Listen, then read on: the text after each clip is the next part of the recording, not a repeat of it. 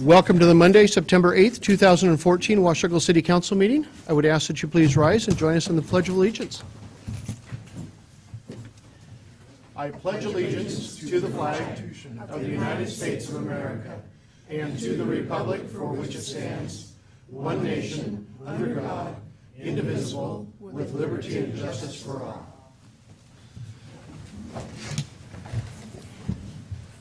Thank you. Rose, could you call the roll, please? Councilmember Boger, Councilmember Wagner. Here. Councilmember Greenlee, Here. Councilmember Lindsay, Here. Councilmember McDaniel, Councilmember Shoemaker, Here. and Councilmember Freeman. Here. Mr. Mayor, I know that Councilmember Boger expects to be here shortly. I ask unanimous consent that we excuse Councilmember McDaniel. Hearing no objection, so ordered. Okay, so just Jennifer? Well, we can certainly excuse Councilmember Boger. I just think he'll be here. Okay, that's fine. I ask unanimous consent that we excuse Councilmembers Boger and McDaniel. Hearing no objection, so ordered. Council, are there any amendments to the agenda other than the addition of items after new business, item F, discussion items that we did not get to in the workshop? Okay. Hearing none, we've got a presentation and a couple of proclamations that we'll be doing this evening. Our first one is a very special one from our Public Safety Department. I would ask Mr. Morris, would you meet me up in the front? Chiefs, would you meet me? We have some other firefighters. Come on up.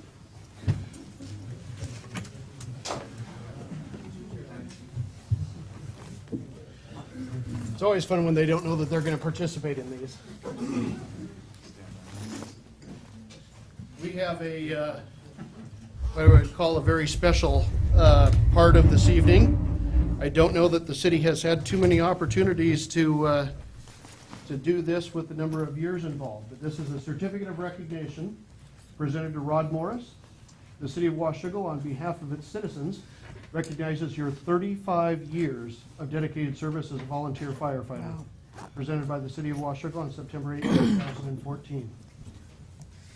Congratulations. 35 years. Are you the longest serving? At this point, and as far as I know. Has anybody served longer? No, Chuck and Eric had 32 and 33. So. Chief? Congratulations, first of all, Rod. We're very proud to be here tonight to recognize Rod. As he was saying, he's had the longest service as a volunteer firefighter. And you don't see people serve 35 years as a paid firefighter, let alone 35 years as a volunteer. It's very difficult to get people to stay around that long. He was still hoping to get hired on. We've got more tests that'll be coming up. But, you know, the success of the organization, the Washougal Volunteer Firefighters Organization, and now part of the combined department, is in large part as a result of Rod. And it'd be really nice if we had a lot more people like Rod with the kind of commitment and dedication he's shown over the years. So we're very proud to have him. We hope he'll stay. We know he's not going to stay around for another 35 years. And we've got a years of service pin, Rod, that we wanted to give you that we had made. It says 35 years Washougal Fire Department on it. My goal is to hit 40.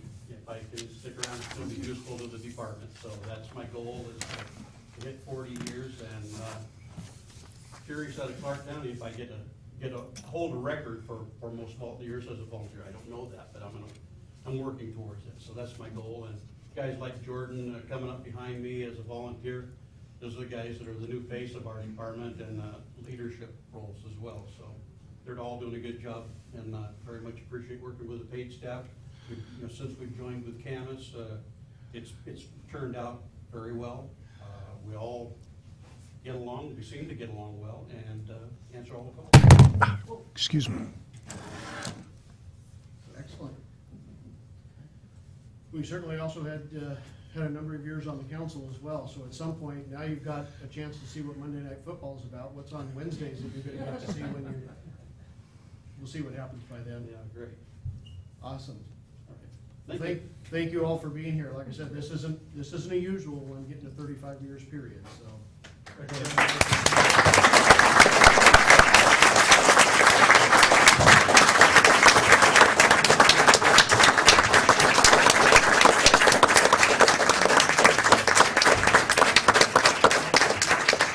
And by the way, my mother and father are here, which really makes me appreciate. They're my number one supporters. So. I said that earlier. That's it back there.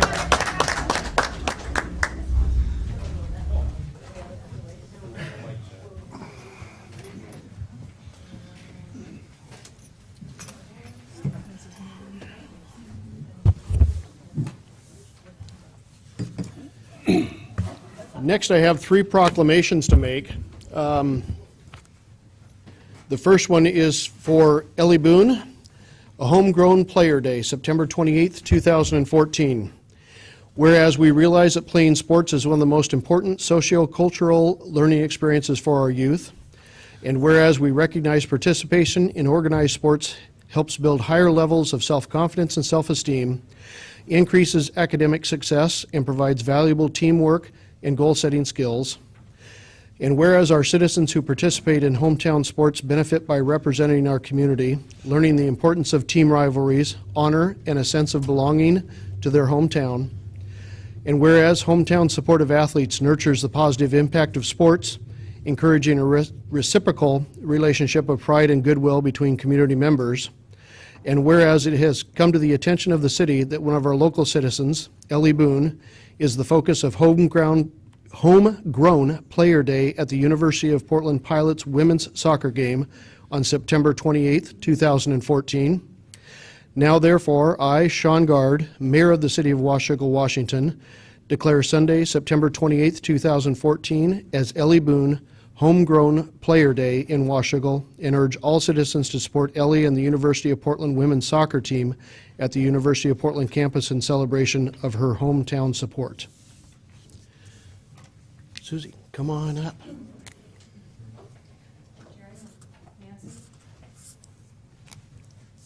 Thank you for having us tonight. My name is Julie Down, and I've followed the accomplishments of Ellie Boone for quite some time now, but not near as long as her parents, Jerry and Nancy Boone, have.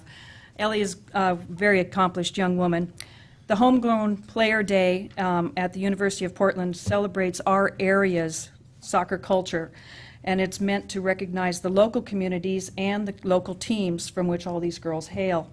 According to the manager of marketing and promotions at UP, this will not surprise you, Washougal has shown the most support by far of a player. So that's pretty awesome, and I really want to thank you guys for your part in that. And regrettably, Ellie could not join us tonight, so Jerry and Nancy are here, and we're kind of standing up for her. But she did send a note with her folks and to offer her sincere appreciation to you and the council and all of the members, and we'd like to share that with you now. It's funny when you realize your kids are grown up. It doesn't have a lot of like this and like that. I want to express my appreciation to the community of Washougal for supporting me throughout the years. I'm disappointed that I am not able to stand in front of you tonight to express how honored I am due to a class I am unable to miss. Washougal has always been close to my heart throughout my life because of the connections I've made within the close-knit community.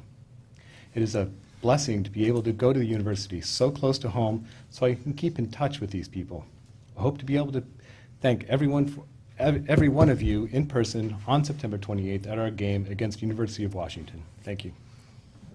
Thank you. And just as an addendum, we're going to be seeing these posters up around town. There's the posters for the Homegrown Player event that will be on Sunday, September 28th. And I've been told by the marketing folks at the University of Portland that if you guys attend and let us know that you're there, they would like to recognize you within the crowd and in support of Ellie. So let's just pull Washougal out there to UP. I tell you, if you haven't been to a UP soccer game, they are awesome. They are really good. And the girls are doing a great job, and what are they, number 11 in the nation? So, we've got right in our backyard some really significant players. So please join us at all of those games, and especially on September 28th. We really appreciate that. Excellent, thank you. Okay. Who would like to receive this? Mom and Dad. This is going to be a tough one on that day. I appreciate that University of Portland also has purple. Being a Husky, well, I'll be in purple no matter what. That's the problem with me, You're very Sean. welcome. I'm a Husky too, so there's the problem. Hey, if I can get you guys. It's not a over here. problem. It's not a problem at We all all. have the same color clothing. All right, that's awesome. There we go. All right, thanks a lot. You're very welcome. Oh, Dawn's turn. Uh-oh. Thank you. Is this gonna look like I'm photobombing these again? Oh, that looks funny, actually. That's, It does. thank you both. Thank you for being here tonight. Thank you. Okay, our next proclamation is for Suicide Prevention Week, September 8th through the 14th of 2014. Whereas in the state of Washington, suicide is the 8th leading cause of all deaths, the 2nd leading cause of death among people ages 15 to 24, and the 3rd leading cause of death among ages 10 to 14. And whereas friends and family members can help prevent suicide by knowing the risk factors, a history of depression or other mental illness, alcohol or drug use, family history of suicide or violence, physical illness and feeling alone. And whereas the number of suicides is increasing among people ages 50 and over, increasing in American Indians and in the GLTBQ populations, and whereas 50% of Washingtonians who die by suicide use a firearm and 78% of those are males, and whereas there are 6 military bases in Washington and nationally, 1 service member dies by suicide every 36 hours, whereas the stigma associated with mental illness often discourages people at risk for suicide from seeking life-saving help, and whereas suicide can traumatize survivors and create a ripple effect in the community, and whereas far too many Washington residents die by suicide each year, and most of those deaths are preventable. Now, therefore, I, Sean Gard, Mayor of the City of Washougal, do hereby proclaim September 8th through the 14th of 2014 as Suicide Prevention Week in Washington, and call on residents to help increase awareness in your community about suicide, learn the signs and symptoms of suicide, and talk with friends and family, and refer people who may need help to the appropriate resources. Is there anyone here this evening to receive this proclamation? Okay.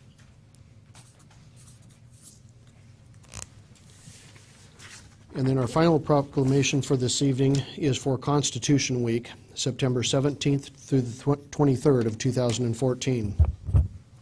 Whereas September 17th, 2014 marks the 227th anniversary of the drafting of the Constitution of the United States of America by the Constitutional Convention, and whereas it is fitting and proper to accord official recognition to this magnificent document in its memorable anniversary, and to the patriotic celebrations which will commemorate the occasion, and whereas Public Law 915 guarantees the issuing of a proclamation each year by the President of the United States of America designating September 17th through the 23rd as Constitution Week.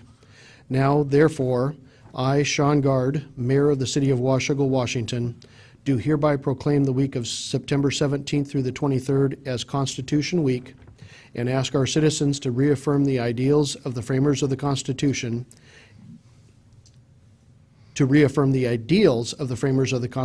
had in 1787 by vigilantly protecting the freedoms guaranteed to us through this guardian of our liberties, remembering that lost rights may never be regained. And is Maria here this evening? Okay.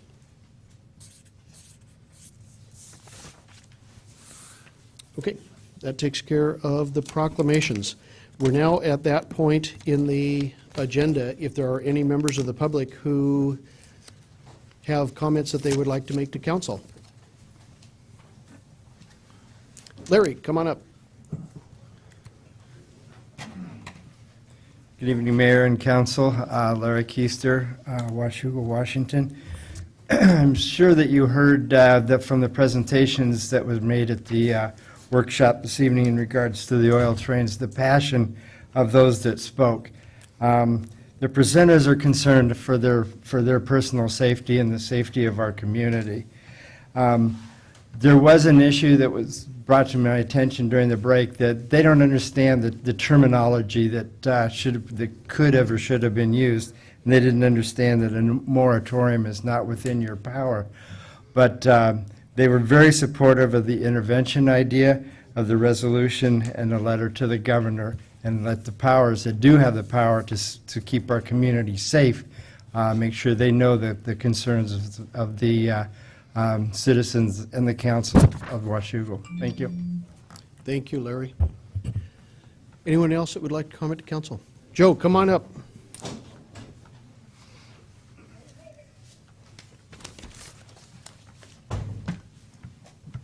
Good evening. Good evening. I'm getting old for this kind of stuff. Is this on? Can It you- is. Hey, listen, I'm a minority in this community. I've been out here for about 10 years. I'm very disappointed in what's happening. I happen to love Sean Guard. I think he makes a good mayor. Of all the guys up here, I'd pick him. I have no problems with that. However, there's a lot of things going on in this community that people are not talking about. I used to know this country was a free country. It's not free anymore. Now, Sean, I'm gonna say something. You may not like to hear it, but it's That's the okay. It's Join the crowd. It's the truth. All right. What I'm going to do is distribute a letter that I wrote to Sean Guard 4 years ago concerning the 6th Street development that Port of Camas, Washougal wants to develop. I contacted Mitch Knight. I had a good meeting with him to find out the zoning. I've been keeping an eye on what's going on. From what I can see on their program plan, I'm not knocking what they're trying to do. I think it's a good idea. They got 8 or 12 foot for their walkway. I was allowing 30 because I think the setback was 30 feet in those days, if I remember right. Is that about right? 30-foot setback from the river? You probably don't remember. I think I remember. Anyhow, I was allowing 30 feet for mine. I was allowing garages. What I wanted to build was very similar to what Camas Ridge Apartments has. People are being lied to and cheated and deceived out of millions of dollars in this community, and nobody's talking about it. Camas Ridge Apartments right now, supposed to be for affordable housing. They've got a loan for $7,650,000 on that project. That averages about $150,000 per unit.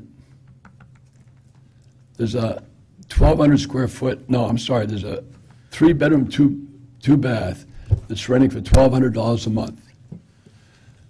Now, let me tell you why they built that. They tried to convince people that it was for affordable housing. Maybe 5 or maybe 10% of those units are for subsidized housing. I'm all in favor of affordable housing.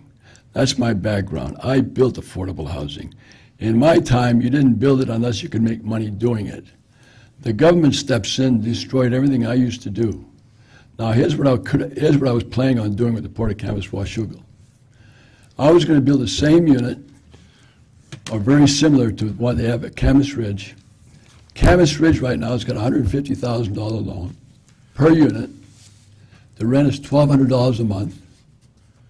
If you put a 5% loan on that $150,000, that's $7,500 a year. When you divide that $7,500 a year divided by 12 months, it's $625 a month just for the interest.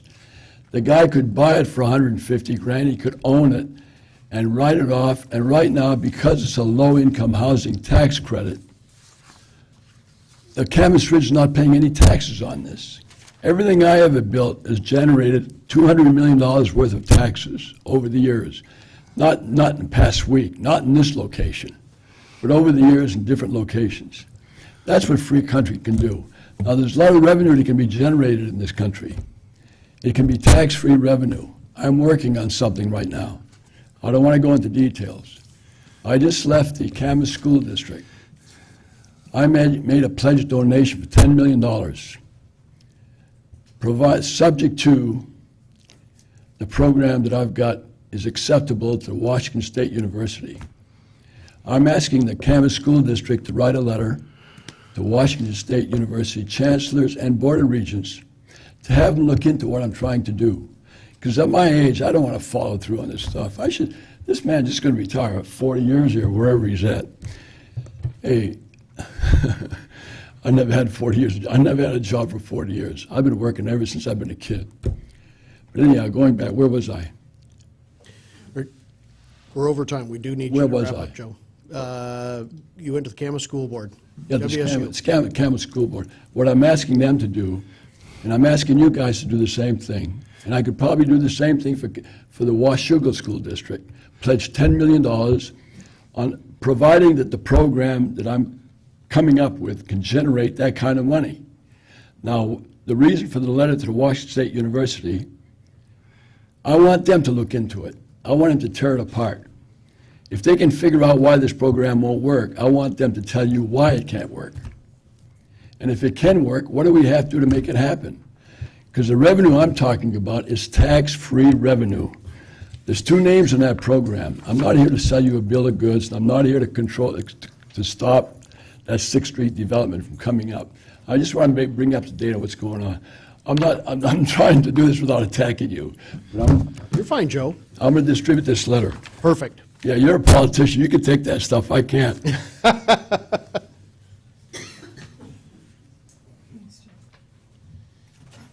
Thank you, Joe. Thanks, Joe.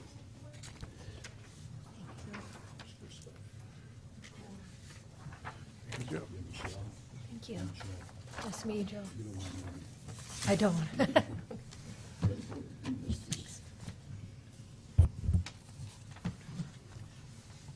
Anyhow, what you could do, if you want to look at the program, I'm willing to show it to you anytime. I'm not here to ask for, I'm not looking for sponsorship. I'm not asking people to recommend me or anything. Just look into what I'm doing. Because you have a good community here, it can be a lot better than what it is. Right now, it's not what it should be. As far as I'm concerned, a lot of people are happy with this community because they like things the way they are. Wisdom happens to be my hobby. I come up with a little nugget of wisdom today. When the needs of the many are strangled by the demands of the few, and that's what you guys are faced with all the time, they are no longer Americans. I hate to tell you what I think of them. You know who they are. There's some people that want, but they don't care about the needs. The other two nuggets of wisdom is to work on yourself more than on your job. And for things to change, we have to change. I've got a whole bunch more of those, but they're all free. Thank you. Thank you, Joe. Any other members of the public that would like to address council? Okay. Moving then to our consent agenda. Council, this evening you have, your consent agenda is made up of 7 items. Your workshop minutes of August 11th, 2014, your council minutes of August 11th, 2014, your workshop minutes of August 15th, your council minutes of August 25th, your regular accounts payable claims totaling $1,299,130 even, your payroll claims totaling $448,629.45, and also Agenda Bill 59-14, an authorization for the mayor to sign a supplemental professional services agreement with Wallace Engineering. Council? Mr. Mayor, I ask unanimous consent that we approve the consent agenda A through G except item E, which I would like to remove. Hearing no objections, so ordered. Mr. Mayor, I move that we approve item E. Need a second.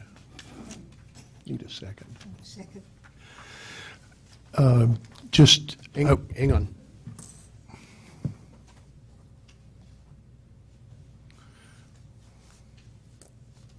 I've got a motion and a second to approve the regular accounts payable claims in the amount of $1,299,130 even. Council discussion?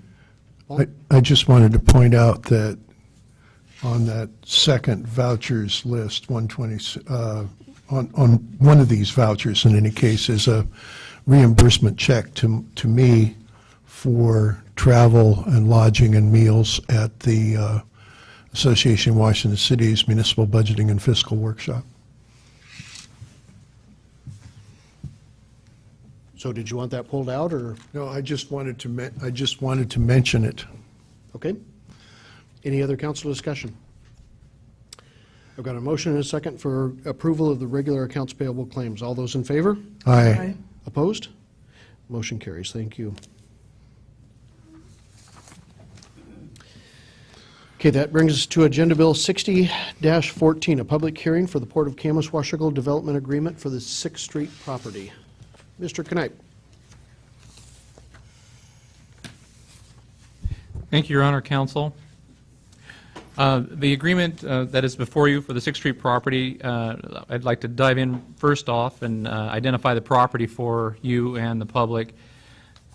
Just south of SR 14, the map is somewhat misleading because A Street does actually come down here. I'm not sure why that is not demonstrated there, but it's approximately 15 acres, and this DA would encompass. A little bit of background. On March 19th, 2012, this council approved a development agreement for Parker's Landing 2012, as well as the 6th Street property, the Port 6th Street property 2012. These are both what we called at the time simple DAs. All they did was vest the properties to the standards in place at that time. That's it. Nothing really beyond that. On September 23rd, 2013, this council approved we took the simple DA and amended and superseded that development agreement with the Parker's Landing 2013 development agreement. This one, for lack of a better term, we called Mondo. It's the one that had everything in it. It had the design standards, the provisions around trails, it vested for trips and fees and whatnot. So now that brings us to today with taking the Port 6th Street property of 2012, that simple DA that we had, and now the Port is asked to amend and supersede that development agreement, similar to what we did with the Parker's Landing. This one is the Mondo. For all intent and purposes, those development agreements, the Parker's Landing and this Port 6th Street property, that development agreement, are identical. We took out provisions that were related to 2nd Street because this property doesn't have frontage along 2nd, but other than that, the standards, the vesting is all the same. So looking at the proposed DA, again, it amends and supersedes, vests standards, it vests capacity related to transportation and water, it vests our TIF rate and those SDC rates, it establishes specific design standards, and certainty around a public trail with parks and community. Again, the vesting the standards. This includes Title 16 and Title 18, the environmental regulations and zoning. In terms of transportation, it vests 730 vested trips from a transportation standpoint and 223 equivalent residential units for water. It vests the TIF rate at $229 per trip, and it vests the SDCs which are in place today, which are identified in Exhibit D of the development agreement. I'm not going to go through all of these, but it established specific design standards, access, parking, signs, street frontages, architectural, landscaping. You get the gist. It's, again, the same as what we had for the Parker's Landing development, which is immediately adjacent to this site. Again, certainty around the public trail. Not going to go into all those again, but 8 to 12-foot trail, signage, street frontage, river viewing areas, the whole works for that trail system, which in fact has actually been submitted for site plan review already. So in terms for the record, there was a joint notice of application and likely SEPA determination. It was distributed on June 27th, 2014. The City Council, you had a workshop on the item on August 25th, 2014. And the notice of tonight's hearing before City Council was published on August 29th, 2014. So the recommended action is to hold a public hearing, to take public testimony, read the ordinance by title only, and pass, post, and publish the ordinance in the usual manner. Thank you, Mitch. With that, I will open the public hearing and ask any members of the public that would like to comment on the development agreement with the port to please step forward to the microphone.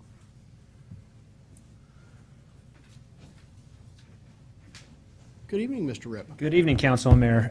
Just a quick update. As I mentioned at the workshop, we were, the night before, it was our last presentation in front of the RCO board for our grant. We had 4 applications that we presented to RCO, and it looks like right now we're going to get 3 of those 4 funded. And so our goal was to get about $1 million worth of grant dollars put towards our trail and park project, and it looks like if everything's funded this next session, it looks like we'll get about $1.2 million. So the money we didn't get came from the federal side, which can kind of be a blessing in disguise because it allows us to kickstart the project even sooner instead of having to wait to get the funding through the federal side, which would happen midsummer. So it allows us to start late spring, early summer project to move forward with the park and the trail. Also, we're moving, as you can see, equipment out and about on the site. The cleanup's moving very quickly. At one point, we thought there may be some transformers buried out on site, and 8 of the test pits that we dug did not come up with anything. It came up with some metal and some other iron products, so we cleaned that out of the site, but there was no transformers to be found where we thought they were, where we were told that they were located. So everything's moving forward. I'm excited about the trail, I'm excited about the cleanup, and I'm excited about getting this moving forward and getting this approved. So thank you very much. Thanks, Dave. Anyone else that would like to speak to the development agreement?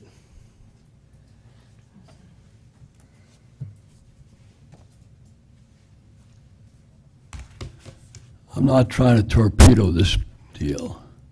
Joe, we do need, for this one, we do need your name and address for the record. Joe Levesque, 2682 Northwest Norwood Street, Camas. Thank you. I'm not here to torpedo the deal. Dave Ripp does a super job. This is too complicated for me. Let me tell you what I could have done. Went to the city, got approval, go to the port, get their approval, build the units. The buildings would have been built right now, and you guys would be collecting $2 million a year on taxes. That's how good the project was. And I was ignored. Now, the reason I was ignored is because certain people in this community don't want what's going to happen here. What they were going to do, what they want to do is exactly what I wanted to do 4 years ago. And more good things like that can happen. But there's going to be people in here, in this community, that are going to stop you from doing it. And please try not to stop them. A lot of people died for this country, and it died for the country to be free. And free means you can do whatever you want. Too many rules, too many regulations. I mean, I can't believe all the paperwork that's involved with this stuff. There's 4 things you got to be concerned about. When somebody comes up here like me that wants to build, give him a lot of credit. All he needs is land, loan, build, and sell. 4 things. Keep it simple. That's what I used to do. Keep it simple. A lot of good things can happen. Thank you. Thank you, Joe. Anyone else that would like to speak to the development agreement? Okay, last and final call for anyone that would like to speak to Agenda Bill 60-14, a development agreement with the Port of Camas and Washougal. Okay, with that, I will close the public hearing. Council? Mr. Mayor, I ask unanimous consent that we read the ordinance by title only. Hearing no objection, so ordered. An ordinance approving a development agreement between the City of Washougal and the Port of Camas, Washougal, providing for the vesting of regulations and establishment of design standards for the development of the site known as the Port of Camas, Washougal, 6th Street properties. Mr. Mayor, I move that we pass, post, and publish the ordinance in the usual manner.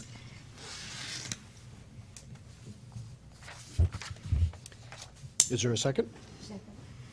I've got a motion and a second to pass and post the ordinance in the usual manner. Council discussion. I just wanted to observe that ordinances, I think, have to be published as well. Correct. That's what the ordinance says, actually. Any council comments? Okay, I've got a motion and a second to pass, post, and publish the ordinance in the usual manner. All those in favor? Aye. Opposed? Motion carries. Thank you. I just wanted to say I wasn't here for the discussion, whatever it was, but I have read the materials, and I'm happy with this. Thank you. And let the record know that Councilman Boger has joined the meeting. They let you off easy over there. Okay, moving to Agenda Bill 61-14, a resolution recognizing first responders. Dave? Thank you, Mayor.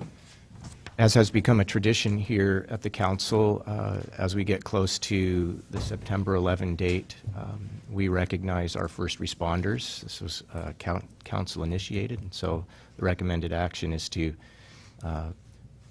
read this resolution, and I understand the mayor would like to read the resolution in its entirety and then to pass and post the resolution. So a resolution recognizing and acknowledging the importance of first responder emergency personnel to the quality of life in the city of Washougal. Whereas the city of Washougal's first responders risk their own safety and personal property in the execution of their duties to protect the public on a daily basis. And whereas the city of Washougal's first responders are the first line of defense for the public against threats, both domestic and foreign. Whereas the city of Washougal's first responders are charged with heavy responsibility for public health, safety, and welfare of the citizens of the city of Washougal.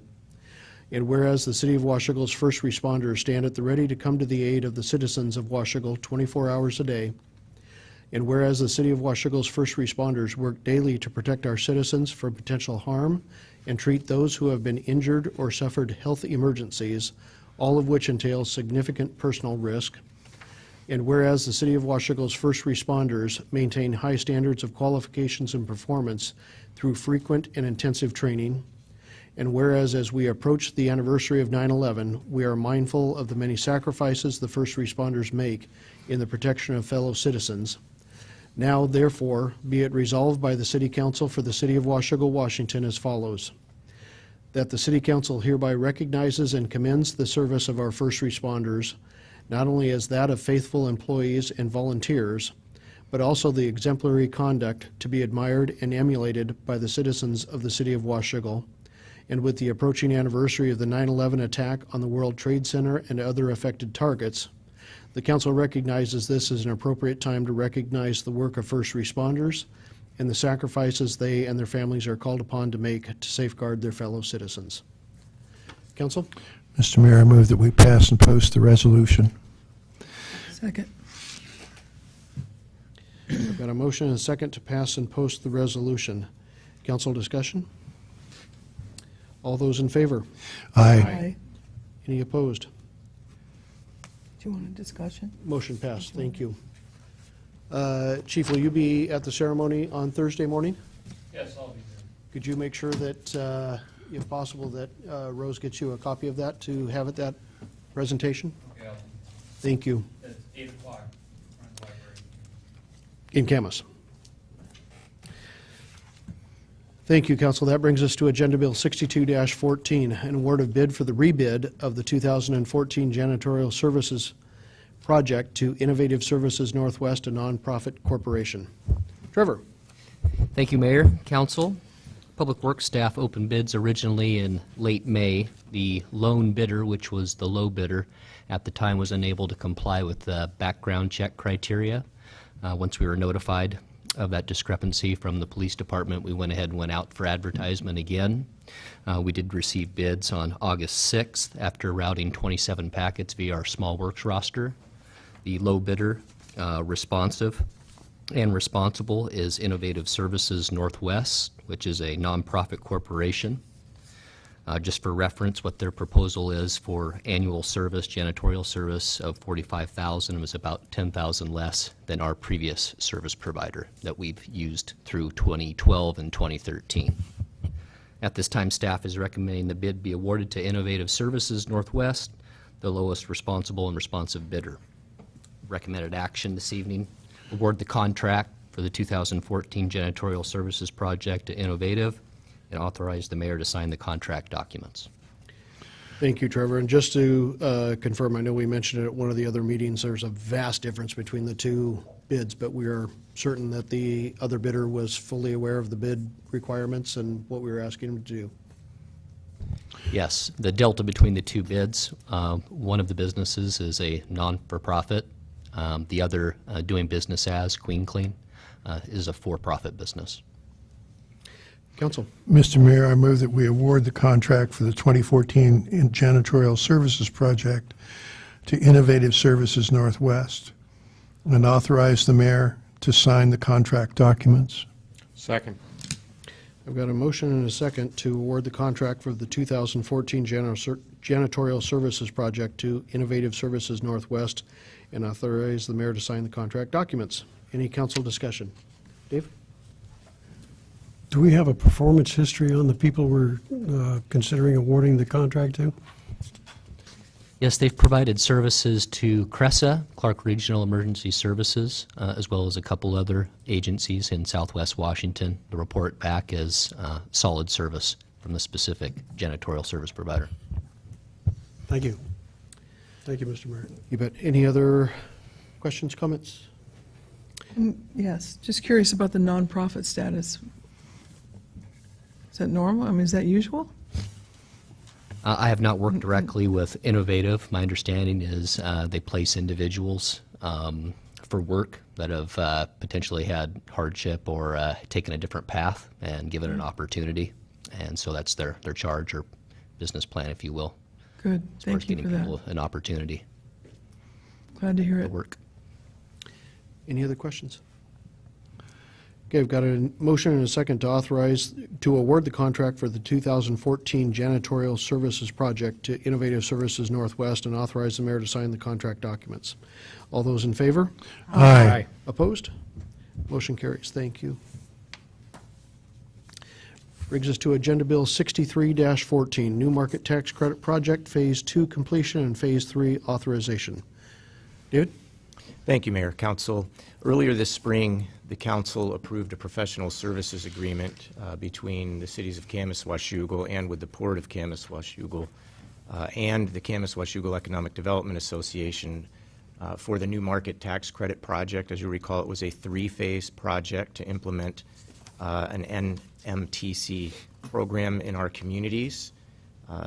In approving the document at that time, the council asked that at the end of each phase and at the commencement of the subsequent phase that the council be briefed and authorize the next phase. At a workshop earlier last month, Paul Dennis, who's with us, the executive director of the QUIDA, gave an update, and that update is that Phase 2 is complete, and that was to establish and certify the CDE. And so we are hereby notified that that phase is complete and that Phase 3 is the next and final stage. I'm sure that Mr. Dennis would answer any questions if there are any that weren't answered at your workshop previously. And the recommended action is to authorize the commencement of Phase 3 in the professional services agreement between the QUIDA and the cities of Washougal and Camas and our Port of Camas-Washougal. Thank you, Dave. Council? Mr. Mayor, I move that we authorize the commencement of Phase 3 of the professional services agreement between QUIDA, that's the Camas-Washougal Economic Development Association, and the City of Washougal, and the City of Camas, and the Port of Camas-Washougal. Second. I've got a motion and a second to authorize the commencement of Phase 3 of the professional services agreement between QUIDA, the City of Washougal, the City of Camas, and the Port of Camas-Washougal. Council discussion. The final stage, again, is the finalization of the application to submit to Treasury. Yes, that's correct, but I'll defer to Mr. Dennis. That's correct. So because that timeline's coming up October 1st, we've already gotten Steve and his team working on Phase 3. We've got 21 days left to get that application complete. We met today, and it's working its way through. So it's a pretty detailed application. When we're done, the application's literally about that thick by the time we include all the materials. So he's well underway on phase 3. He knew that was a risk, but I couldn't see him waiting for authorization and then trying to get everything done in 3 weeks or less. So that's it. And then you saw that we are certified with the state as a community development entity, and we're waiting our certificate back So from. that really we're certified to the state as a nonprofit As corporation. a nonprofit, it's actually a limited liability corporation is the way we set it up, and then we're waiting from Treasury to give us the authorization that allows us to get the direct allocation. Okay. And it takes some time to just send it through their process and then ship us our certificate. So Okay. we've dotted the i's and crossed the t's, so to speak. Would you briefly summarize what the Phase 3 work list is, or? Yeah, so phase 3, the best way to look at phase 3, it's the application for us to get a direct allocation for new market tax credits. It's basically a business plan. So we have to state to Treasury what is it that we intend to do if we are allocated new market tax credits. And as we've made it well aware is we have 4 projects that we'd like to fund. Our tactic is really to stay focused, to get projects that we think have good merit and are likely to get funded through this program. Those include right now on the books, it includes a 30,000 square foot industrial building at Steigerwald and Commerce Center, working with the port to develop a larger, upwards of 50 to 60,000 square foot industrial building. Working with the Friends of the Library to try to figure out how we can get a library built here in the downtown area as part of a mixed-use project. And then we've identified a 4th project as a mixed-use project in downtown Camas. And that 4th one is one that, while we're including in the business plan, we don't really see that as coming to fruition next year. So unless something happens to bump it up, we really see the 2 port projects as being our most viable that we can get funded and get out of the ground, so to speak, in terms of getting development and built. Thank you. Other questions? Michelle? I had a question. I wasn't here at the workshop, sorry, but That's all right. the subsidiary CDEs 1, 2, and 3, what Right. exactly? So that's a great question, because Okay. not everybody realizes. So you create your parent community development entity, and then Okay. each project that gets funded is a subsidiary of that. And the reason you do that is as you're funding each project, you want each project to stand alone, and you don't want something to trip up in one project to affect another one. Okay. So you create the subsidiaries in order to kind of make that process a little bit more robust. I know that, Thank you. I'm sorry, I know that initially we were thinking about a nonprofit corporation. I guess I missed that it got converted to an LLC. Was there a reason for that? That part and parcel is to try to create a little bit of more separation between the public sector and the private sector. It's also to, the way we want to structure it up is part of the fee structure in completing the deals. We'll be setting up a small business development fund. It's something that our organization doesn't have the resources for, and it's something that the 3 entities would struggle to try to implement within Washington State. But if we structure it this way, then we can take some of those proceeds and start to be able to develop a seed fund to try to hit that gap that we're not able to hit right now. That was the primary purpose. Hey, Joe? You mentioned briefly that you felt like the 2 port projects were most likely to succeed. Just curious why those 2 and not the other 2? The biggest reason why I think those are most ready is I know the port's underway right now with getting those projects, at least one of the buildings, permit ready. And that'll score high in the fact that if something's permit ready and it's only a matter of putting the financing structure in place, then you can actually get that project built. And so you're more likely to get an allocation. the fact that they're further along than the other projects in all their architectural and engineering drawings, and the market interest in getting those buildings built right away is why I think those will go first. Good. And it's not that the library couldn't happen shortly after, it's just those two projects are further developed. Great, appreciate it. Yeah, I was trying to read up on the CDFI today. Can private companies then come to you too? Absolutely. Okay. Absolutely. And so the new market tax credit, it's just not about building buildings. You know, part of what we'll look at with some of these structures, take an industrial building out of the port, is you can actually help finance or underwrite the capital cost of the equipment and so forth. And so you can include quite a bit of that in that new market tax credit financing.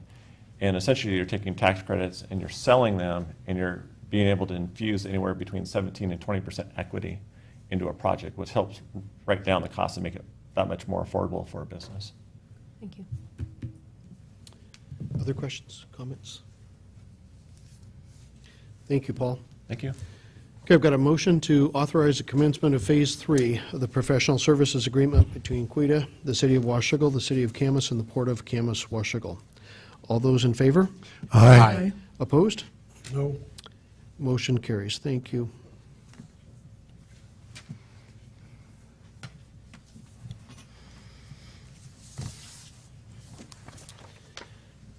And that brings us to Agenda Bill 64-14, Schmid Property Acquisition located at 32nd and Q Streets for proposed community park. Trevor.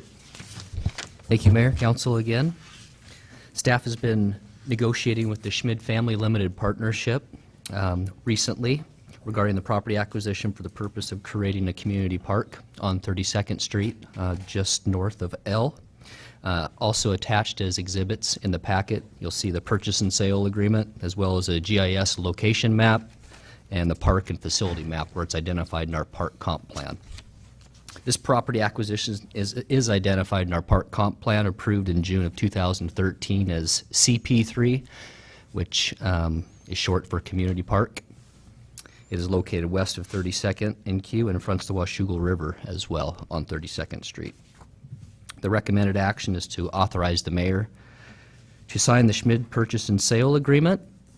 And after the purchase and sale agreement, in regards to next steps and looking forward to the next couple council sessions, is to take into consideration a interlocal agreement with Clark County in regards to their Conservation Futures Program to stay eligible for dollars that have been appropriated in their budget.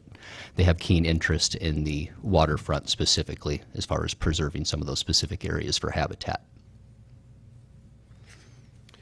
Thank you, Trevor. Dave, anything you want to add to it? I know this one's been percolating for a while, so. Thank you, Mayor, Council. Yes, we've been negotiating with the family for some time, and we've reached what we believe is a really solid agreement. We're appreciative of the partnership with the family. Carolyn Sims is here representing the family. If there are any questions on the document, feel free to ask Dawn or myself. I did send an email out earlier several days ago in response to a question that was raised about development potential there. Mitch put together a memo and some exhibits, and then I sort of did an executive summary for that, so I hope that was helpful to show that there's lots of options as we move forward in the future for developing that. Last time we discussed this, we got a report from our parks manager about the very minimum maintenance that would be necessary as we bring this park into our portfolio and make it accessible to the public. And so we're pleased to present this for your consideration and moving forward. Thank you, Dave. Council? Mr. Mayor, I move that we authorize the mayor to sign the Schmid purchase and sale agreement. Second. Second. I've got a motion in multiple seconds to authorize the mayor to sign the Schmid purchase and sale agreement. Council discussion. Paul? Would you summarize as briefly as you can what uses are in fact permitted? There are two portions to the property. We call it the upper portion and the lower portion. The upper portion closest to the road can be developed with your typical park amenities to include parking, playgrounds, picnic tables, picnic pavilions, maybe sports courts. Really, the full gamut of typical parks amenities are available on the upper portion. There's very limited regulatory constraints there. There are some oak trees that we will have to work around. It looks like where they're located is really positive, and there'll be a real amenity, and I think will add to the quality. On the lower level, there are more constraints that's environmentally constrained. It's in the floodplain and floodway portion of it. Wetlands, shorelines, habitat. However, we have lots of options down there as well. And one of the primary purposes along the water is to work with other granting agencies in the future who are very interested in conservation and restoration of habitat. And so we envision some sort of a joint project that would provide trail and park access, or excuse me, trail and path access to the water, potentially some sort of a boat ramp for craft. There could be picnic tables, there could be benches, there could be interpretive kiosks. There's quite a lot of opportunity. We would probably steer away from roofed structures, although Mitch tells me that we could look at some roofed structures down there if we wanted to. It's just the regulations are just a little more exacting and demanding.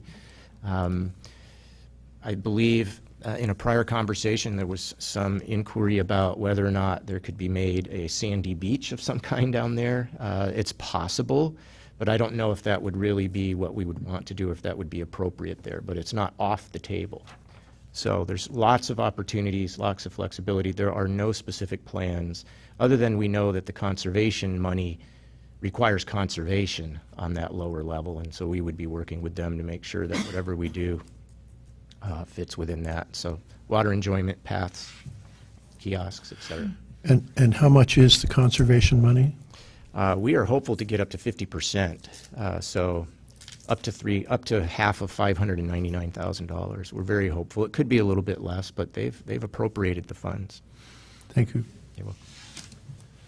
Other questions, comments? Just had the opportunity to have a wonderful tour of the property. Joyce, myself, and Michelle traipsed through bushes and had a wonderful time. What a great piece of property. I want to thank you for making that available to the city as a proposed park. Very excited. I just wanted to observe that the Schmidt family have been longtime community members and contributors, way above and beyond the fact that they've had a business here. There's a reason that the ball fields down by Jemtegard are named the Schmidt Fields. And Mrs. Schmidt in particular is very interested in giving back to the city. And I want to thank her from the depths of my heart for that. Any other comments, questions? I think it's wonderful. It's wonderful. Carolyn, Paul led into the last portion. With the council's permission, I'm going to take a step out of kind of our normal way of doing this. Carolyn, you and the family, and certainly your mother, have been invested in this property for a long time. Come on up. Thank you. It is a real pleasure for us as a family as well to, we were born and raised here. My father was born and raised here. We're second generation Washoe-lite. So I'm kind of emotional. I didn't think I was going to be. And this from an attorney. It's been a long time, but we're very, very, we're thrilled. My mother would love to have been here, but it's a long time. And anyway, her health isn't as good as she'd like it to be, but she wanted to say thank you and for your patience. The attorneys have been on this thing for a long time, a little too long, I think. But anyway, we thank you, and we're hopeful that it will be many, many generations of joy that we had. And when you were talking about all the different things, I thought about the salamanders and the, different things that we used to do as kids. So I look forward to sharing that with everybody in the community. Thank you, Carolyn. Thank your family for the patience as well. I know it goes both directions. There have been so many different conversations, phone calls, attorneys, everything. So, you guys ready? How fast can you move? I don't know. How fast can you move? How fast can you move? We can write the check. So, it's nice to see this one come to fruition. So, Council, with that, you have before you a motion and a second to authorize the mayor to sign the Schmid purchase and sale agreement. All those in favor? Aye. Aye. Opposed? Unanimous. Motion carries. Thank you very much.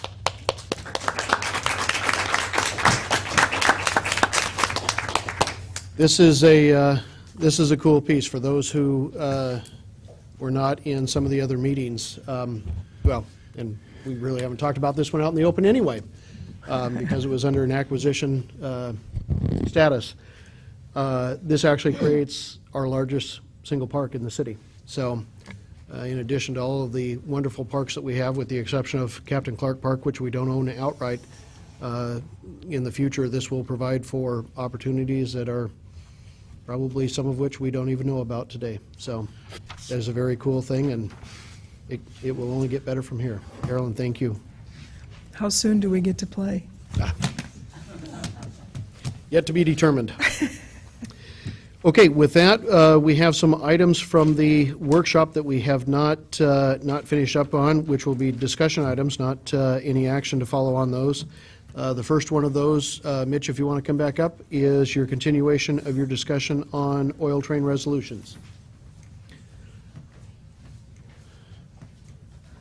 I think when we left off, this is an item from an earlier workshop that was at 5 o'clock that we had to adjourn a little after 6:30. We heard from a number of residents in that, residents and non-residents in that workshop in regard to oil trains and what the council may be able to do in resolution or any other actions to be part of that process. So at this point, we're now at council discussion time for council members to comment and to try and give some direction to city staff on where we may or may not want to go. Paul?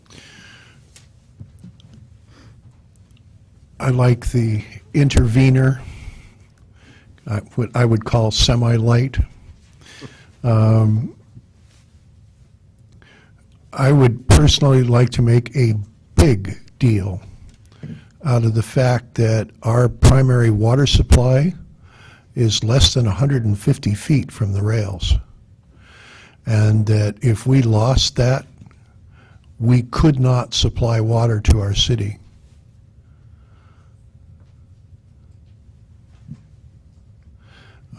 Traffic is certainly a big issue, and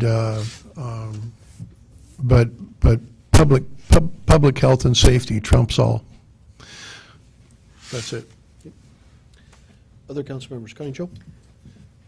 Was anything mentioned about communicating with the governor in the earlier meeting? Just refresh my memory, from us to the governor. There were some requests from the public for us council to to do not only that. have a very strong resolution, but also to make comment directly to the governor and to the that Department of group. Transportation was one. About Oh, permits. FSEC? Yeah. Or- yeah. About permits. So I'd kind of like to open that up too. I would be in favor of communicating with the governor. I totally agree. Yeah, I believe, just to remind council, I believe on the one that we did previously, that we call our oil, or our coal train resolution, that one went to all of our delegation. It went to all of the affected agencies, including the governor's office, and also to our federal delegation as well. So it was sent out pretty widespread with cover letters. I would assume the Probably same thing would happen. wouldn't have gone to the degree of saying do not permit, though. That one really, that It one didn't was, have that no, it level. wasn't. That one was more rate neutral, so it didn't get into that portion of it. So I think we're asking it to say something along the lines of do not permit. Dave? I'm in favor of anything Ms. Paul says that deals with public health and safety. I'm not about to climb on the anti-corporate bandwagon. I'm not going to get swept up in the emotion of the moment, which was on display here tonight. But anything that deals with public health and safety, we absolutely need to deal with. And there was a very good point brought out in the presentations. If you pull a little from here and there, what I came up with was, since the railroads have known since 1992 about the problem with the oil tanker cars that they're using to transport the oil through our city, and they haven't done much about it, I'm in favor of cutting off their use of those cars, if the governor would be so kind, and insisting that they use the newer cars. Right. And I don't want to hear this bit about, well, it'll take us 10 years to phase them out and phase the new ones in. You've had 22 years. Time to fish or cut bait. You're through with that, get the new ones in here, or don't come through Washougal. Well, they use the phrase that the cars are commingled. I mean, what good is that? Why have any new ones at all if you're going to commingle it with old ones? So, thank you. I appreciate that. Have the other cities, Mitch, along the gorge, taken a stand on Stevenson, on our side? They have. Both sides, yeah. Because I think if we all are kind of together in what we're saying, it would be powerful coming from this region as a statement, and not just a lot of isolated statements, but the force of all these small cities that are facing exactly what we're facing. Yeah, I think where the details come in, I think it's pretty much, the message is the same, but it's to what extent are people, or the municipalities asking? Are they encouraging? Are they, demanding? Are they, to what extent? Are they saying, don't allow anything until all the studies have been done and we can prove that it's safe? Or are they just, no, stop it all now and forever? It runs the gamut of what you want to do. And so I don't think that you could go down the line and say, it's exactly the same across the board. Everybody's taking a different level of approach, if you will. Will the number of trains through Washougal change, or down the gorge, will that change whether the oil terminal is built in Vancouver or not? I mean, I have the understanding that the trains will still come down the gorge and either go left or right, but we will still have the impact of that. Well, it depends. I mean, there's the Imperium and West. Now I'm drawing a blank on the exact name of it, but in Grays Harbor, they're small. That's a smaller facility, but it still will have increased train traffic. And there's the I-84 corridor as well, that trains will go down that side as well and then go down. But if Tesoro's not built, I mean, that would drastically reduce the number of trains coming through.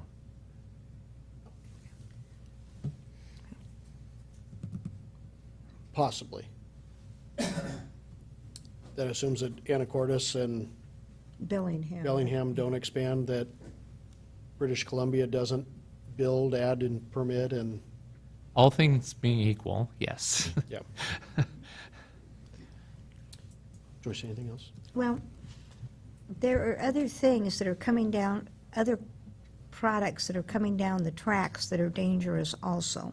It's not just, I mean, the oil is the issue right now, but there are other things in those tanks that are not, I mean, hazardous materials are being shipped too. So I'm in agreement with Councilmember Shoemaker. Safety is absolutely, I think, I want the emphasis to be, because if it's our water supply and we don't have emergency services that can meet any kind of disaster, I think we have to address that very strongly. And I think that goes back to the resolution that you had on coal as well, was that while it wasn't, as Sean mentioned earlier, if it spills, you pick it up and everything, but there was still this issue that We have 5 at-grade railroad crossings. If there's a train sitting there blocking the whole length of this thing, we only have one way to get from one side of town to the other. Those are still things, regardless of the commodity, those are still things based on increased train traffic that we have to contend with. We've asked in all of the environmental and the EIS is being performed, we've asked for those impacts to be looked at, not just for us, but other municipalities. But really, those are impacts that are real for us, and those are impacts that should be mitigated. And that's what we've said, simply from a safety standpoint. And that it's exponentially greater of a risk now that we've added oil into that. But the same thing, it's basically we're putting a wall. We've said that before. It's a wall right down the middle of town. Yeah. Michelle? Is that an accurate number that there's 3 oil trains coming through per day that someone, one of the speakers, public speakers, Well, mentioned? Do we have any of the numbers? That I don't know. I'm not sure.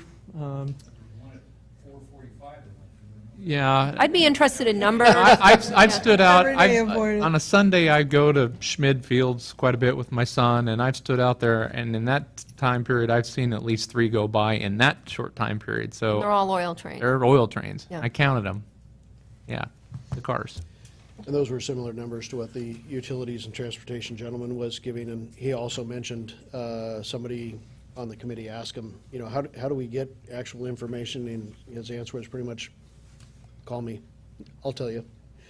Burlington Northern, as a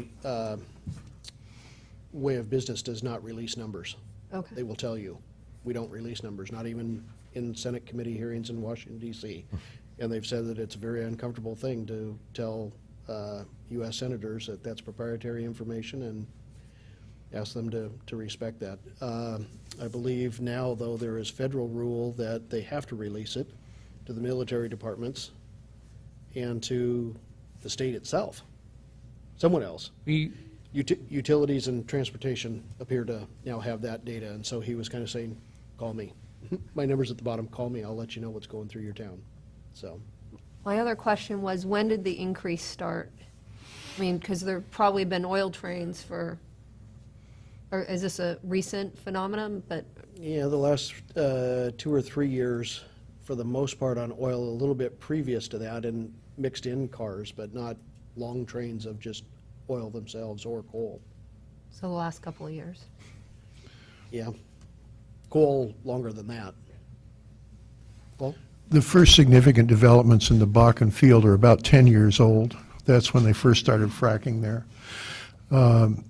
They didn't really start shipping significant amounts of oil by rail until 4 years ago. Up till then, they had capacity in the pipeline system, but there is no residual capacity in the pipeline system at this point. And it takes literally decades to build a pipeline, whereas they can build oil cars much faster than that, and that's what they're doing. It's decades to get a pipeline even approved. So the issues of safety are certainly there. One thing I wanted to mention, yes, Burlington Northern will not even tell us how many trains they run through the city every day. But we have a way to find out. 1, 2. There is an electric signal that goes from the crossing gate at 32nd Street to the traffic light there, which makes the cross traffic light red when the crossing is closed. A simple pen recorder on that electronic signal would tell us exactly how many trains run, how many times that gate is closed, and for how long.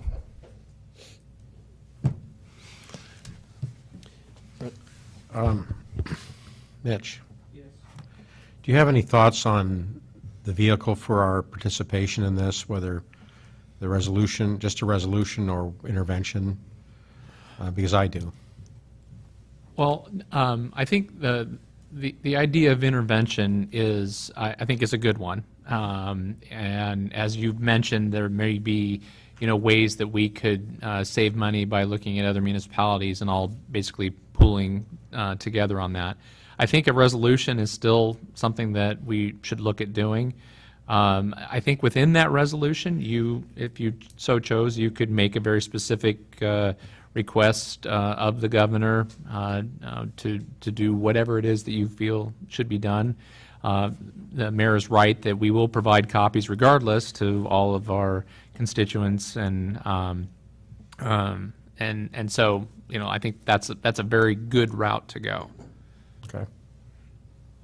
Do you have other suggestions, though? No, I think that's fine. I think, I don't want to, I know Vancouver hired a lawyer who's a specialist in this area out of Bellevue. I don't know that we would want to go that far with it, but, take what resources are out there that we can tag on with other interested parties. And my understanding is there's going to be a number of parties applying to intervene, and that, I read the WAC, the Washington Administrative Code, on it this afternoon, and it looks like the FSEC board is pretty open to granting intervention. I think they might get a little concerned that if we have 30 interveners, that it would take up their time. But the only thing I was concerned about, if we did intervene, if we'd have to send somebody up to every one of their meetings. I don't think we do. Okay. So if I can ask, did Vancouver hire the attorney after the resolution? So they didn't. I believe so. They didn't. So city attorney's office has hired an attorney out of Bellevue. Right. Okay. Paul? I just wanted to mention on the previous resolution on coal trains, although it was broader than that, what we wanted to do was be I think the term of art is a party of interest in the environmental impact hearings. And I know that I personally, on my own behalf, not on behalf of the council, was at 3 of those where I testified I forget, 2 minutes or 3 minutes. And I certainly focused on the things that were in our resolution. I introduced our resolution and talked mostly about traffic and dividing us in half, and that any of the other issues, health or safety issues, were beyond the capability of the city to evaluate. But that's why there is an EIS process, and that's your job, is to evaluate those and and help us decide on mitigation. So that was, and I think that was useful, and I think we can do pretty much that same thing on front of FSEC and any other EIS process. And we have. Yes. We did that on the EIS, with the exception of Tesoro. We're only a party of record on that one. Michelle? Mitch, when Brent mentioned intervention light, what type of costs, if any, might be associated with that? Again, that's really it's our time, staff time, working with our attorney as well. So time spent and money spent there. But like I mentioned, of course, there's not a filing fee in order to become an intervener. So. Okay, any items that haven't been touched on? I think you've got a pretty good sense, should have for. I guess my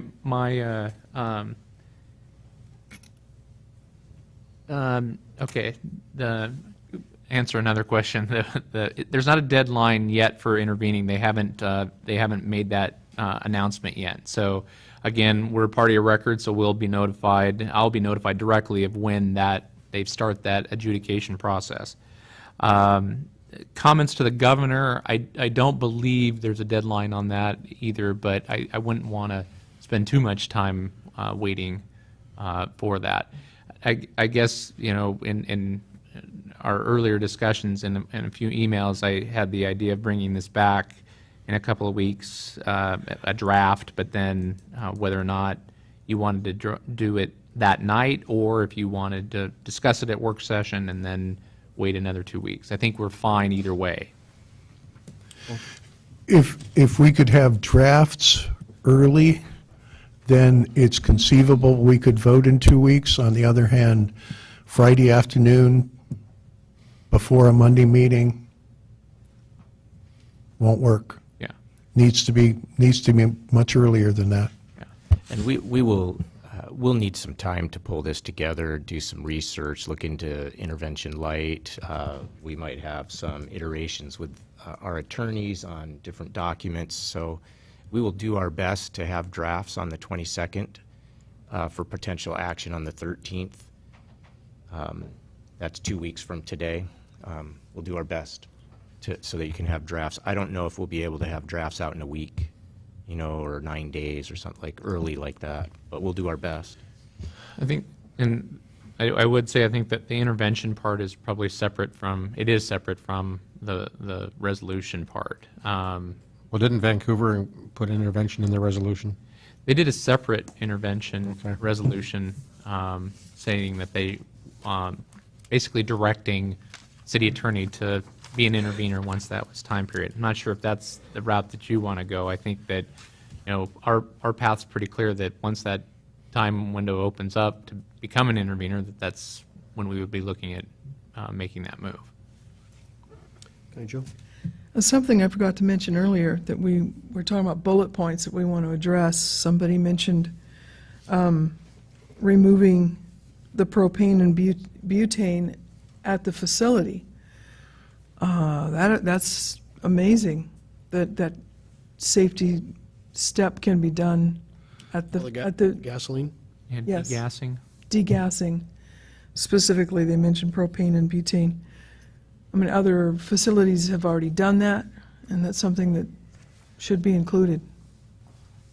I can put, tonight was the first time I heard about that at the work session, so I wrote it down. That's why I remembered it, and so I don't know what is involved with I that. know. But I'm sure there's a lot of bullet points that they Yeah. didn't bring up, but certainly stood out to me. Even if it takes 2 resolutions, I would like to have a letter to the governor earlier rather than later, in fact, as soon as possible. I know from Ecology, the gentleman there that is putting together the recommendation to the governor, his final draft isn't due until March. So I don't know that the governor's going to be doing anything previous to his staff telling him what they think he should be doing, but yeah, and again, it's pretty, but he wants it to be a very robust process as well. right. I think if you look at Vancouver's resolution, it's pretty solid. I mean, it's 8 pages worth, and so there's a lot there. Oh, yeah. I think that we can make the points that we want to make within that resolution. We can make the points that we want to make to the governor within that resolution. Again, but it's going to take us some wordsmithing and review in order to make that happen. But I think that it's something that we can do in that one document. Off the top of my head, my memory is that the Coltrane resolution was 2 pages. 2 pages, yep. Yeah. Michelle? Yeah, and just for your assistance, I'd like to have inclusions of speed through city limits, possibly length of the trains. As Connie Jo mentioned earlier, the type of, what was the number? That was 1134. Yeah, I didn't write those down. The carriage of the oil, what type of You mean the casing? casing Yeah. was being Yep. used? Mhm. And then also possibly frequency and daylight hours for safety reasons. Yeah, I had time of day and speed Yeah. to the UTC. That was the notes that I took on that one. Okay. I think you've got some direction on that one. Thank you very much. Got some work to do. You asked. Next time that we had on the agenda was the discussion on invocation. And this one's just a discussion item, so from there I'll open it up. This was the date that you, as a council, had set as a date certain for us to bring this topic back up for your further discussion. Dave? Thank you, Mayor and Council. I will just say that in the packet is the draft resolution that was in front of you previously when you considered this at a regular meeting. That resolution has not changed, but the exhibit to the resolution, Exhibit A, which is the council meeting invocation procedures, is in an underline and strikeout form. There were a couple of typos that we had to correct on Exhibit A, so you have a hard copy. That was at your places. So that's reflective of the changes that you requested at your last consideration. So as the mayor mentioned, we've brought this back pursuant to your motion. I don't think you were expecting me, because I didn't get a hard copy of it, Oh, okay. of the changes. Is that the only one you have? No, we've got more. You can have this one. This is it, right? Thanks.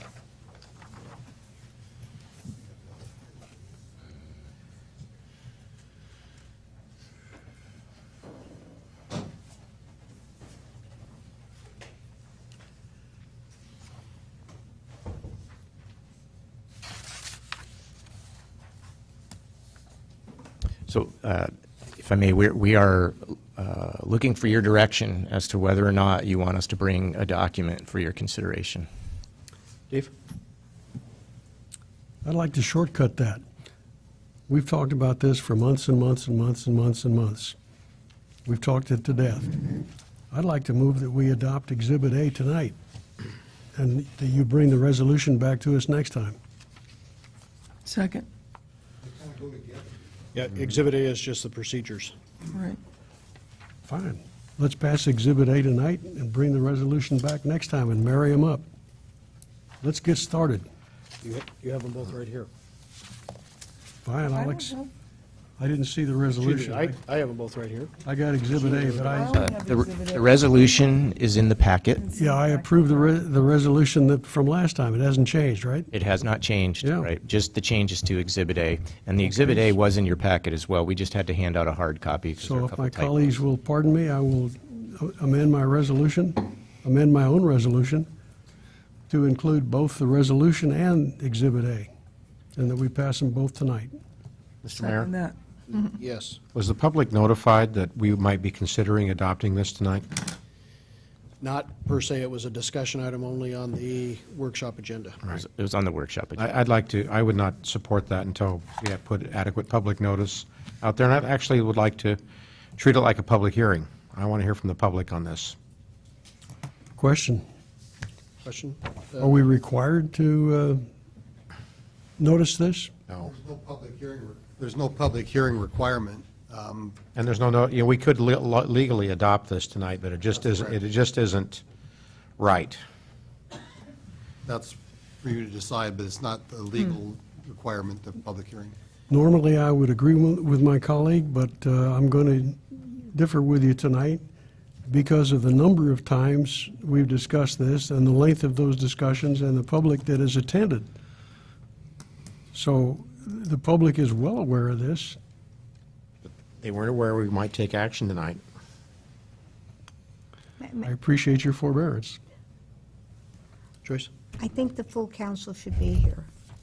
I think when we vote on this, because it's a council matter that's affecting the council, I think Everything we should vote have on a it, full it's council to vote on it.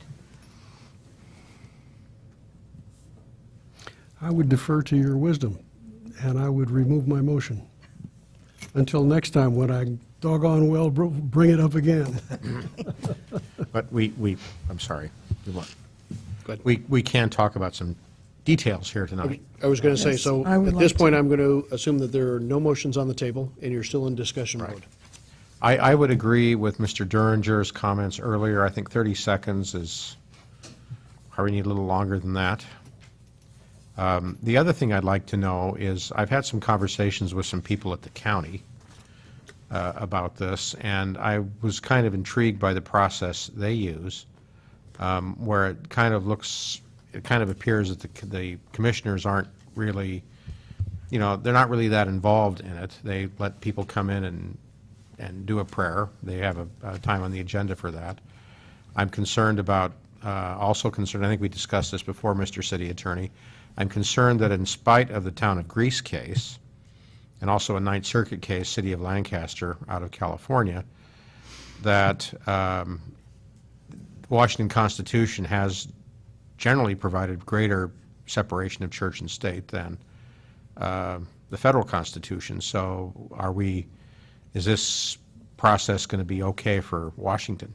You know, we did look into that. Scott Russin from our office looked into that, and I think his advice was that he didn't see anything. I mean, it's always a potential that someone could make an action under the state constitution as opposed to the federal constitution. I haven't seen anything that would give me concern about that right at this point. These were the reasons we postponed it till this evening, so that this investigation could be done, and we had that discussion. We've had discussion. I think one of the reasons we postponed was to have new council member Wagner here, too. Paul? I'm very uncomfortable getting into some of this, but frankly, it flies in the face of my own Christianity. It is contra to Mark. And I take the Gospels much more seriously than either the Old Testament or the epistles. That said, if the invocation were before the formal call to order, that would be much less of a problem for me. Because in any case, because of my own and under the advice of my vicar, I would not be in the room.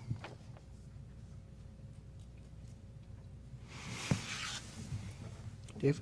Oh, I'd like to respond to that. I'm trying to figure out why my colleague would differ with the custom of the Congress of the United States, which has begun every session with a prayer since they first met in early 1789. I too am uncomfortable with it, but I will bury that discomfort because I feel that, and I see that, the First Amendment is under broad attack in this country, in both speech and religion, and this is one way of fighting back against that.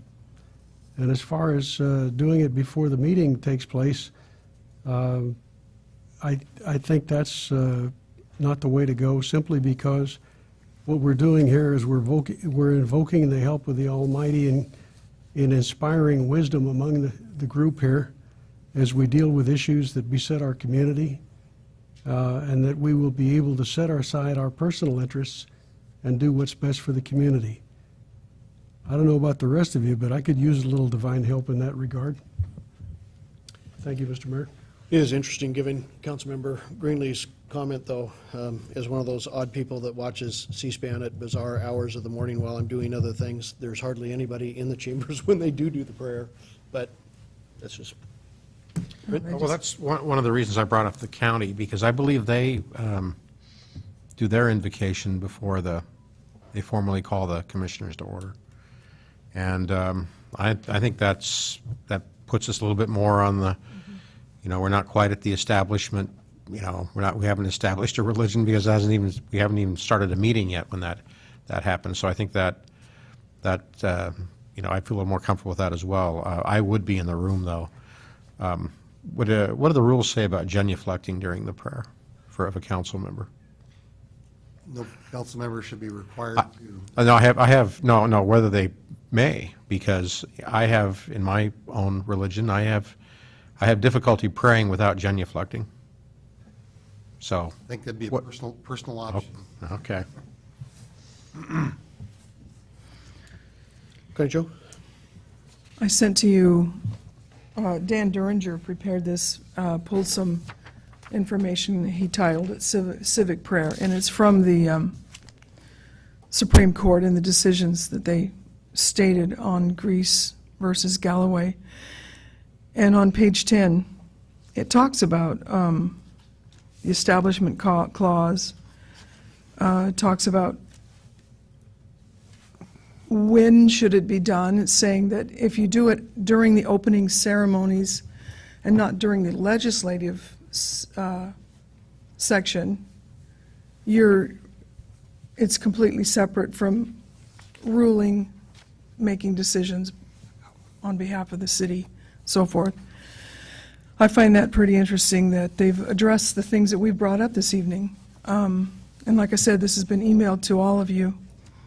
And another thing that Dan Duringer mentioned this evening, that, well, I'm just going to read it. It's just Supreme Court writes pretty well. I'll just read it. On page 3, the prayer opportunity is evaluated against the backdrop of a historical practice showing that prayer has become part of the nation's heritage and tradition.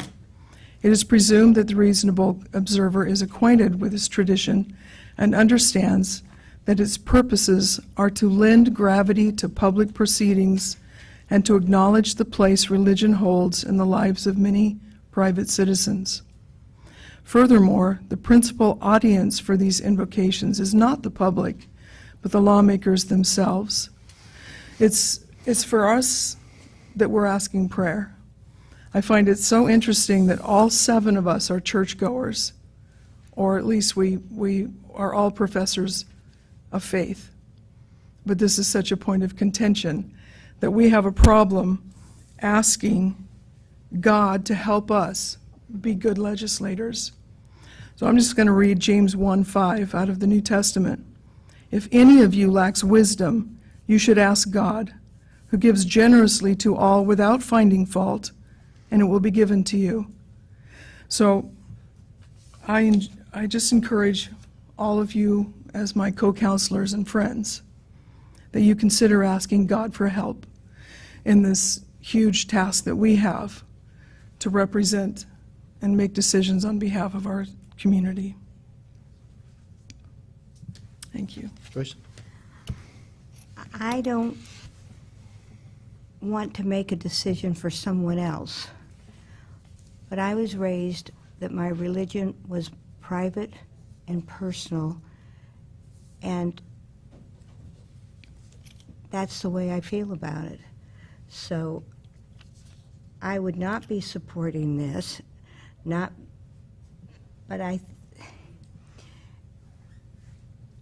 Washougal City Council, as far as I could see, hasn't had a prayer for 20 years. So it was during Mayor Crumpacker's term, and I talked to him about it, and he said it wasn't a resolution, or it just happened, and then it just not happened. They just decided not to continue it. So that's 20 years. So there is a whereas in here that is saying that it's a rich tradition of the city.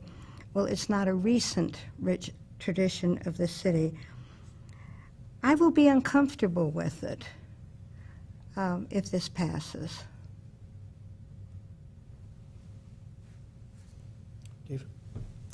And I share your discomfort. Religion for me is exactly what it is for you. It's a private communication between my maker and me. And obviously I play the subordinate role in that relationship. But to push back against the effort to remove religion from the public sphere, I would support this. And that's my only reason for supporting it. So, go ahead. I just wanted to say that I like the idea of putting it before the call to order. It seems like it gives people a little bit more options, and I would definitely be willing to support it in that form. So it sounds like, if I've got the tenor correct of what I've heard so far this evening, one, you want to wait to vote on this until all 7 members are present. I did hear Councilman Boger mention that under item 1 that 30 seconds may be too brief. Do you want to amend that to say should not exceed 60 seconds? Yeah, that's maybe I'll have that proposal. I think that's good, yeah. Okay. Are there any other changes that council members would like to see in the resolution or in the procedures before it comes back to you for your next consideration? Well, the one question I had, and this, I'd like the city attorney to chime in on this. What about standing? And this hasn't come up in the cases, but I can see a situation where, well, I'll stand for a Baptist, but I won't stand for a Presbyterian. I mean, I've got a concern about that. I don't think we ought to be, I think the council ought to be seated during the prayer. If Well, it's- I mean, the last item on the Exhibit A says no city employee, elected official, or attendee should be required to stand during invocation. Right. But I So think it's the first- council here, we are the government when we're sitting up here. Right. And we stand for one religion but sit for another. I think we ought to be seated during the prayer. I think, again, that's probably a personal option. Would you prevent somebody else from standing if they wanted to? Except when I'm sitting up here, I'm the government. It's not just me. Except for when you do it in advance of roll call, then you're an individual, aren't you? That helps. Dave, remind me,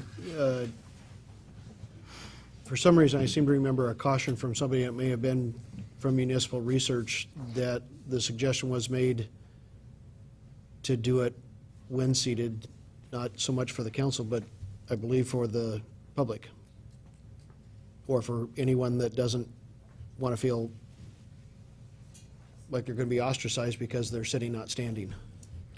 So you're saying everyone should remain seated? Somewhere, it seemed like there was a comment from somebody in the research that we did on this that commented that it would be advisable to do it seated. Right. I don't remember that specifically, given the length of time since we considered this. We could go back and look at our research to see if that was there. It was brought up the last time. I think the general concern is that we should do everything that we can in our procedures so that no one is made to be uncomfortable Right. or coerced or ostracized or anything. But at the same time, in doing that you do not try to somehow normalize things that folks aren't able to kind of do their own thing too. And I think that's the balance that Don was just mentioning with the notion that the procedures would require that the council be seated. But it raises a question.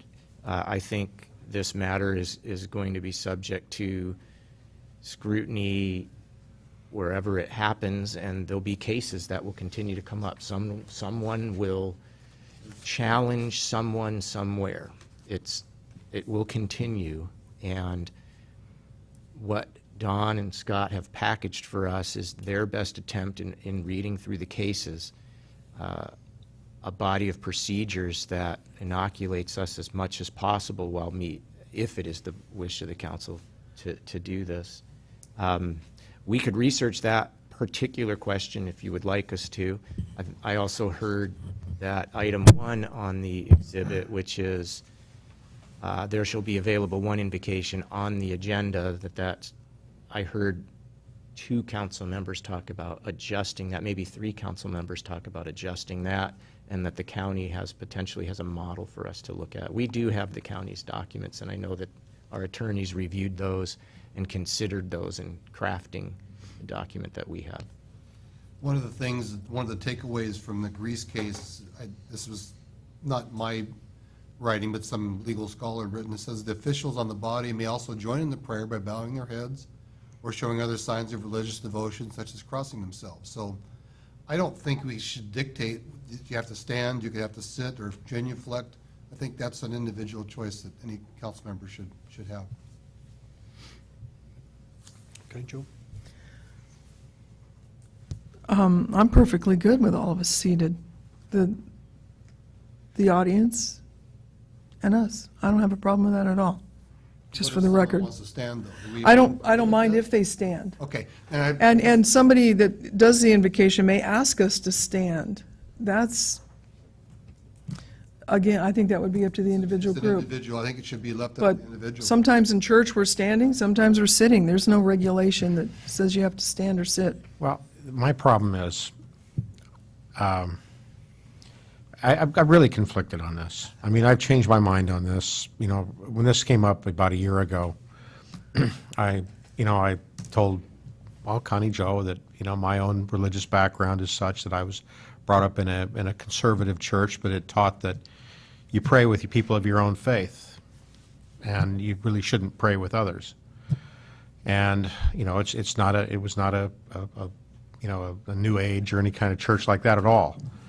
And then when I publicly commented on that on Facebook, I got some comments, well, by taking that position, you're preventing the free exercise of other people who may want to pray. And so, I took that seriously, and I also agree that I think the way our country has gone, that we have separation of church and state, but we've kind of evolved into having a state religion, and it's atheism, and I don't like that either. So I'm going with all these cross purposes, and this is pulling my heart out and handing it to you. This is what I really think. We'll treat it gently. And yeah, I guess I should do. And when it comes to standing, a minister would come up here and say, "Would you all stand?" And I would say, "Well, what do? I don't really, I don't want to make anybody in the audience uncomfortable. I'm the government here, but if I remain seated, people will think I'm one of these people that want to have the new state religion of atheism, and I don't." But so you're putting me in a difficult position when that happens. The people that come and share will have guidelines. And then in the guidelines, we can say, we'll all remain seated. It's that simple. If it's that important, it can be stated in their guidelines as they receive them. Well, Why were under 7, why were B and C removed? That was at the request of the council during the last consideration. Okay, I'd like to revisit that then. What's the consensus on that? I don't. It's the number of invocations per year and the number per. Not to make a joke, but I'm kind of agnostic on it. But I'm sorry, what were B and C again? No person, It's right here. B is no person may give more than 4 invocations per calendar year. And C is a person cannot provide an invocation within 2 months of a previous invocation given by that same person. But since they're stricken, that means that they're free to do it more frequently than what's stated. Right. Right. So I think that it gives more liberty, more flexibility. The discussion at the time, I believe, if I recall, was the council was potentially concerned about how many folks might want to take the opportunity to come here and do this, and would this be cumbersome in that 7A in its implementation could ensure that we don't have the same person coming back time after time, and that it gets mixed up because we would give preference, but we would have the flexibility in case there was no one else that wanted to do it, but you can't do it because you were here Yeah. 6 weeks ago. Michelle? What happens if no one signed up to do the invocation? Is it just forgotten, or is there a moment of silence, or? I think did we just proceed without it? Okay. Connie Jo? What about a council member filling in if they're comfortable with that, if no one shows? The short answer is I think you'd be okay with that. On the other side, in here, you've put in as part of your procedures that they've signed up to do it. I didn't read somewhere that said it'd be all right if we did it. It can be any person. We can't I don't preclude think you from doing it, so. I don't think. Oh, just you're saying that they have to be signed up. Correct. I don't think a council member would be prohibited from doing it. If they wanted to. So on Friday, when we find out, because the packet comes out and there's nobody signed up, then we could sign up. I mean,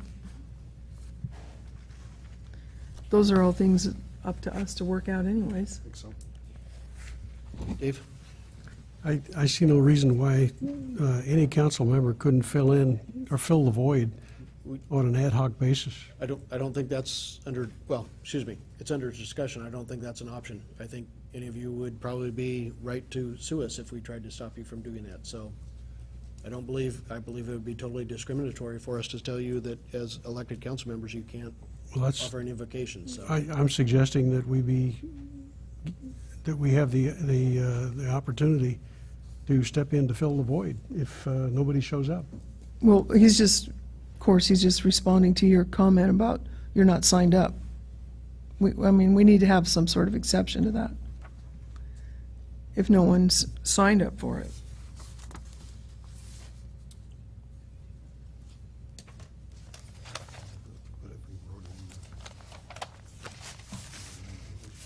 So how about this? Well, first, are there any other changes to Exhibit A or to the resolution itself? Where do we end up on the standing thing? I'm going to bring that up. Okay. I'm going to try and, well, I'm going to bring it up. We'll see where it goes. Okay. Okay, so how about if we bring back basically the resolution intact the way it is right now? The Exhibit A with the change of, number one, invocation should not exceed 60 seconds. We'll bring both of those back, plus, Dave, we would also need to bring back a change to the council rules because we have the actual agenda and the order of the agenda in the council rules. So we need to bring a draft of that back. And when we bring that back, if I'm hearing everybody up here on the dais correctly, the item of an invocation would be previous to the call to order. I don't think that part's unanimous. I don't think so either, but I'm trying to get us off the diamond to another set of discussions at some point after you digest all that. Regardless where it is in there, we already have in there that we would be putting some information in the agenda on who's giving the invocation, which is just kind of a little bit of the odd part of if it's last minute, we've already printed the agenda. Now we're going to reprint an agenda for everybody if we've got somebody at the last minute. But in parentheses behind there, put in there that anyone in the council chambers may stay seated or standing as they wish during the invocation. And in the guidelines that we give to the folks, which I don't think are going to be real long or real complicated for anyone that contacts us to offer an invocation, if we go that direction, that we ask them just to omit anything on please stand. Yeah. Dave? It sounds good except for the part about reprinting the agenda. We have the ability, after the meeting opens, to amend the agenda, or we could simply announce that somebody is standing in for somebody that couldn't make it. That's the odd part because, and again, that's where you're going to get to a further discussion, I think. You're split on whether to do it after the call to order or not. If you do it prior to the call to order, there's not much reason. Can't change the agenda. At that point. I don't think we need to amend it no matter where you put it. You can just simply announce the change.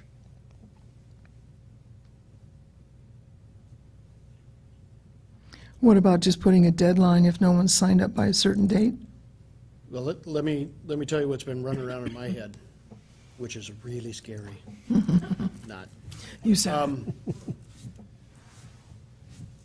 If you go with doing something previous to the call to order, to me, it's a little bit weird how you do that, because I'm not going to have called the chambers to order. My suggestion would be, as we get to that point at 7 o'clock, something I rarely ever do is utilize this thing. I might wrap it 3 times, just to bring to the chamber to quiet. If there's an invocation that's given, then I call it to order, and we move from there.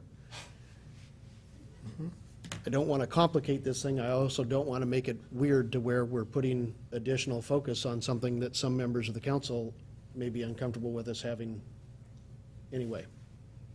So I'm trying to bridge a couple sides there. It's that whole call to order portion that messes the whole thing up a little bit. Dave? I don't want to relegate God to the portion before the meeting. I think he's an integral part, an important part of our meeting. So I'd like to do it after the call to order. And I think literally that's, from the discussion I've heard, I think that's going to come down to your voting on this thing at the point that you vote. I think you're looking at a 4-3. So my suggestion as well is to Rose and Dave, let's go ahead and put this on kind of a, from here on out, as soon as we have 7 members, we know that we're going to have 7 members, go ahead and bring this back forward for votes to the regular meeting. I'd like to thank my colleagues for their opinions and their ideas and their advocacy for one point or another here. I think it's an important issue, and I recognize there are many sides to the issue. And I noticed that everybody took part in the discussion, and I thank you for that. I think this is one where everybody has the best of intentions. There's no question on that. Anything else on invocation? Discussion on invocation? Okay, we're going to go a couple. Well, let's do this. Let's take a quick 5-minute break. We're approaching 2 hours in the chambers. If we can be back here at 9 o'clock to go into a discussion item on finance, community development budgets, administrative budget for 2015, and then council member and mayor's report.